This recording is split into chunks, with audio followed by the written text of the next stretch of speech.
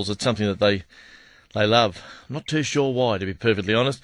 I've recently returned from China with a group of listeners who joined me for a 12-day adventure, and it's the fourth time we've travelled to China. And each time I go there, I've got to say I love the place more and more. So what is it about China that makes it such a great tourist destination, and how do you go about seeing a country that really is so big? It's massive. Well, Eric Wang is the man. Eric is originally from Beijing. He now lives in Sydney, and he runs a business called CBT Holidays.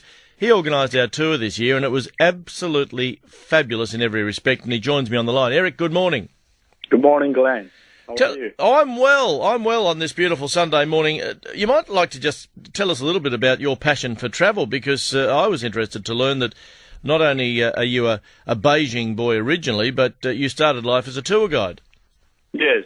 I was a tour guide when I was in China about 15 years ago, and I love the job very much. I travel with the tourists all over China and show them the most beautiful parts of my country, and then came to Australia doing the same job, kind of sending all the Australian groups back to China. And so I kind of know every part of China, and China is big, as you know, that one time, two times, three times, never enough for a big country like China, especially with a long history of over 7,000 years. Yeah. And there are many, many beautiful places, historical, cultural places to see. Like just two weeks ago, there are two projects became number 32 and 33 of the World Cultural Heritage in China. Have you heard about that? Is the Silk Road? Yes, absolutely. The Silk Road. In fact, the Silk Road, I think, has been the most recent addition to the UNESCO heritage site list, hasn't it? Yeah. The other one is Grand Canal, which is the longest and the biggest span and the largest artificial canal in the world. Amazing. That's about 1,600 years ago. It's from Beijing to Hangzhou, a city near Shanghai. The thing about China that I find so intriguing, Eric, is that, look, it is such a big place, but I guess to many of us, and certainly to Westerners, you know, we see those iconic images of the Great Wall of China, Tiananmen Square, the Summer Palace, even the birdcage that was the stadium for the fabulous Beijing Olympic Games. Yes. And in many respects, you know, they become the thing that you think about most when you think about visiting China. And yet, from a practical point of view, it's almost impossible to go to China in one trip and see all of that, you know, plus the pandas at Chengdu, plus the terracotta warriors at Xi'an. I mean, there's so much to cover. Yes, and the Three Gorges on the Yangtze River to see the biggest water project, the Three Gorges Dam. That's an interesting place to go as well. And also the trip you came back, that's a kind of place full of Chinese minority cultures. And that was something else. That was something else that intrigued us, because, you know, I think 55 ethnic minorities in China. Was what we learnt on that trip, and 55 ethnic minorities, and all very different in their own way. That trip that we just did to places like, for example, Kunming. I've never heard of Kunming, and you would never go. You know, I wouldn't have gone there in the normal course of events. But I'm recommending to people that I talk to now, you've got to go to Kunming. You've got to go to Shangri-La. You've certainly got to go to Zhiliang. Zhiliang, which Lijiang. No problem. my Chinese is getting there, Eric. It's a bit poor at the moment.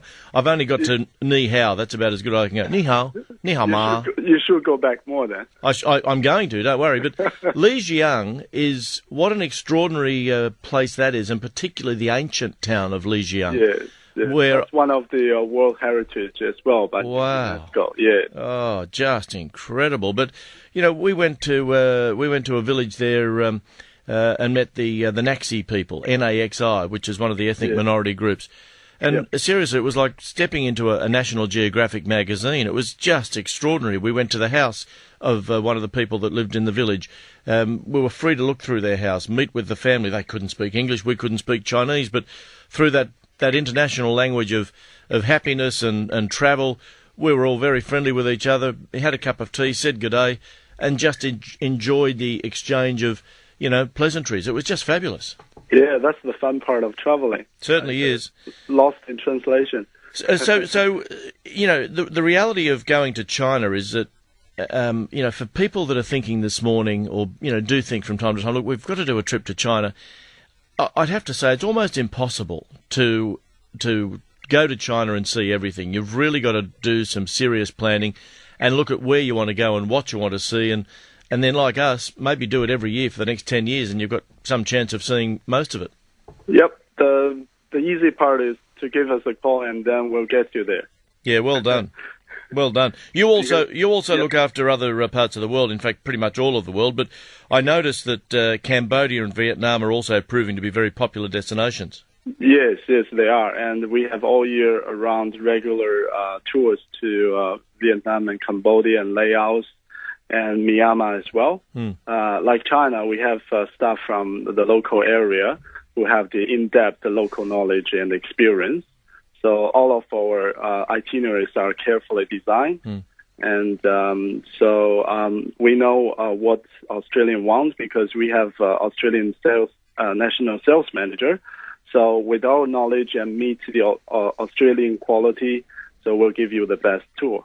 Well, I'll tell you what, you ticked every box, everyone on the tour, and I know that you've had much correspondence already from people who travelled with us, thanking you for what you did, but you ticked all the boxes, and, as Westerners travelling to somewhere like China, the Chinese do live life differently to how we live life, and it is important, as you say, that you understand what we want as Australians who are travelling. Our hotels were just fabulous. We stayed in 4.5-star hotels everywhere we went, close to everything. The restaurants we went to were just superb. We were eating wonderful food. We met with fabulous people, and more importantly, I think than anything, your guides on the ground, the people doing what you used to do, as you say, many, many years ago, they were just outstanding.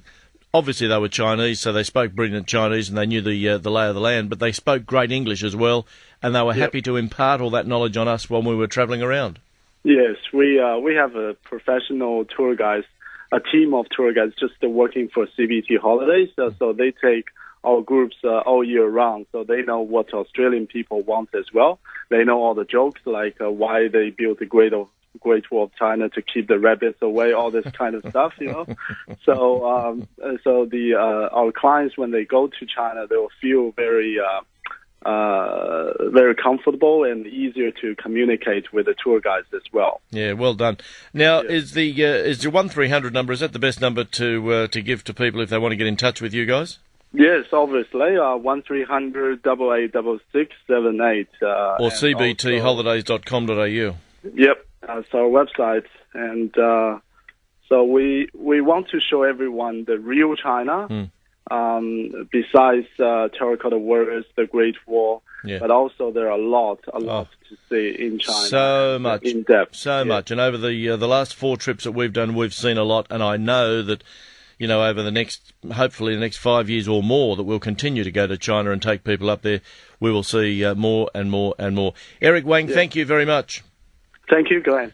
Pleasure. Eric Wang is the man's name. CBT Holidays. C for Charlie, B for Bob, T for Tommy. Just cbtholidays.com.au. Check out his website. Give him a call on Monday if you're interested in doing anything in China or, as he says, Cambodia, Vietnam. He does trips all over the world. In fact, I know he's just come back from a trip to South Africa as well.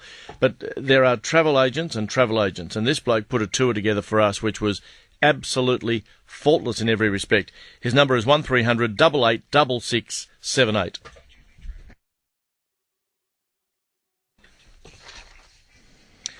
Righto, with